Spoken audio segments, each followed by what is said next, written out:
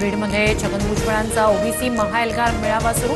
धनंजय मुंडे, पडळकर, लक्ष्मण हाकेंसह महत्त्वाचे नेते उपस्थित। हैदराबाद गॅझेटचं जीआर रद्द करण्याची मागणी। महाएल्गार मेळाव्याच्या स्टेजवरील डिजिटल बॅनरवरून पंकजा मुंडेंचा फोटो वगळला। अहिल्यानगर दौऱ्यामुळे पंकजा मुंडे मेळाव्याला उपस्थित राहणार नसल्याची माहिती।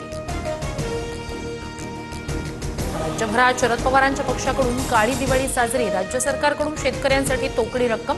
आम्ही शेतकऱ्यांच्या दुःखात सहभागी, शरद पवारांची माहिती। शेतकऱ्यांची कर्जमुक्ती होईपर्यंत सरकारला सोडायचं नाही। शेतकऱ्यांच्या विश्वासाला तडा जाऊ देणार नाही, उद्धव ठाकरेंचा निर्धार। तर दिवाळीनंतर ठाकरे मराठवाडा दौरा करणार। उद्धव ठाकरेंच्या हस्ते थोड्याच वेळात शिवाजी पार्क मधील दीपोत्सवाचं उद्घाटन।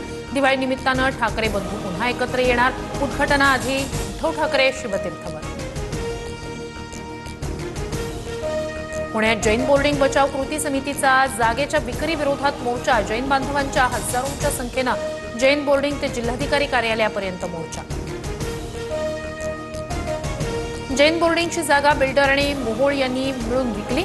राजू शेट्टींचा आरोप, तो मोहोळांची भागीदारी असलेल्या गोखले कन्स्ट्रक्शननं 3000 कोटींची जमीन 230 कोटीत खरेदी केल्याचा दावा। राहुरीचे आमदार शिवाजीराव कर्डिले यांचं अल्पशा आजारानं निधन। मुख्यमंत्र्यांकडून शोक व्यक्त। तर अजित पवार, रोहित पवारांसह भुजबळांकडूनही कर्डिलेंना श्रद्धांजली।